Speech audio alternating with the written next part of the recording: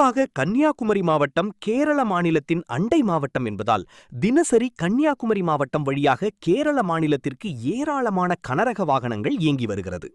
அது மட்டுமின்றி கன்னியாகுமரி மாவட்டத்திற்கு கட்டுமான பணிகள் போன்றவைக்காக பிற மாவட்டங்களிலிருந்து ஏராளமான கனரக வாகனங்கள் கன்னியாகுமரி மாவட்டத்திற்கு வருகின்றனர். இந்நிலையில் இதற்காக கன்னியாகுமரி மாவட்டத்தின் நுழைவு பகுதியான ஆரல்வாய்மொழி பேரூராட்சிக்குட்பட்ட பகுதியில் அரசு எடைமேடை அமைக்கப்பட்டிருந்தது. இதில் இரவு 10 மணி முதல் அதிகாலை 4 மணி வரை கனரக வாகனங்கள் அரசு எடைமேடையை பயன்படுத்தி வருகின்றனர்.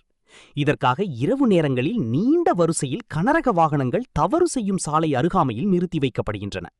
இந்நிலையில் சில நாட்களுக்கு முன்பாக மது போதையில் இருசக்கர வாகன ஓட்டி வந்ததாக கூறப்படுகிறது.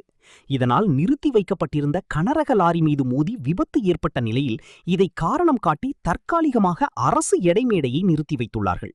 எனவே அரசுக்கு பல லட்சம் ரூபாய் வருவாய் இழப்பு ஏற்பட்டுள்ளதாகவும் அரசுக்கு வருவாய் ஈட்டி தரும் ஆராய்மொழி பேரூராட்சிக்குட்பட்ட அரசு எடைமேடையை மீண்டும் பயன்பாட்டிற்கு கொண்டு வர வேண்டும் என ஆரல்வாய்மொழி பேரூராட்சி தலைவர் முத்துக்குமார் உட்பட 10க்கும் மேற்பட்ட ஆரல்வாய்மொழி பேரூராட்சி உறுப்பினர்களுடன் மாவட்ட காவல் கண்காணிப்பாளர் ஸ்டாலின் அவர்களை நேரில் சந்தித்து மனு அளித்தார்.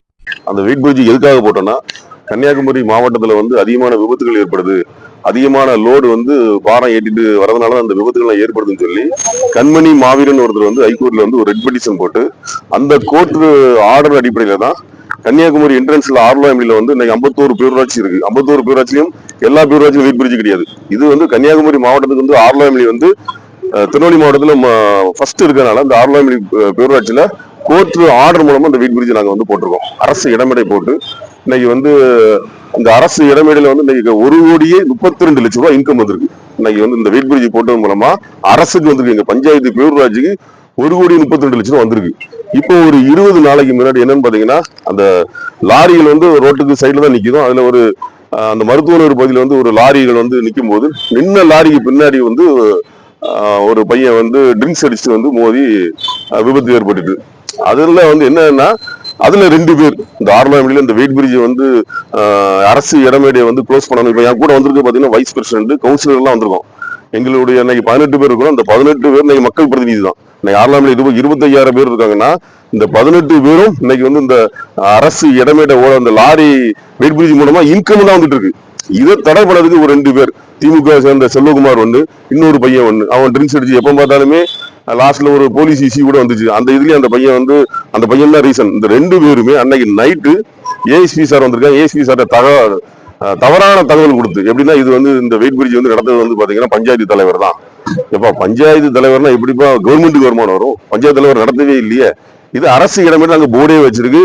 கவர்மெண்ட் எக்ஸிகியூட்டிவ் ஆபீசர் அக்கௌண்ட்டுக்குள்ள பணம் வந்துட்டு இருக்கு. அதை தவறான தகவலை சொல்லி அது இங்க விபத்துகள் ஏற்படுது அப்படிங்கிற சொன்ன உடனே சாரும் ஏஎஸ்பி சார் பார்த்துட்டு, சரி ஆமா இது விபத்து ஏற்பட்டிருக்கு, சரி பார்த்து பண்ணலாம் சொல்லிட்டு அப்படி விட்டாங்க. நாங்களும் இந்த எலெக்ஷன் பிசில நானும் எங்களுக்கு இப்போ நான் ஏடிஎம்கேல ஒன்றிய செயலாளர் இருக்கிறேன். அவர் கன்னியாகுமரி சட்டமன்ற உறுப்பினர் பதவியேற்புக்கு போயிட்டு நானும் நேற்று முன்னாடி தான் வந்தேன். பார்த்தாச்சுன்னா இந்த 20 நாளா இன்னும் ஒரு எந்தவித நடவடிக்கை எடுக்கல. இதனால அரசுக்கு டெய்லி மினிமம் எங்க வெயிட் பிரிட்ஜுக்கு பாத்தீங்கன்னா 50,000 60,000 வருவாய் இழப்பு ஏற்பட்டு இருக்கு. கிட்டத்தட்ட இன்னைக்கு 20 நாளா இன்னைக்கு கிட்டத்தட்ட ஒரு 12 லட்சத்துக்கு மேல இழப்பு ஏற்பட்டு இருக்கு. அதான் எஸ்பி சார் பார்த்து சொல்லியிருக்கேன்.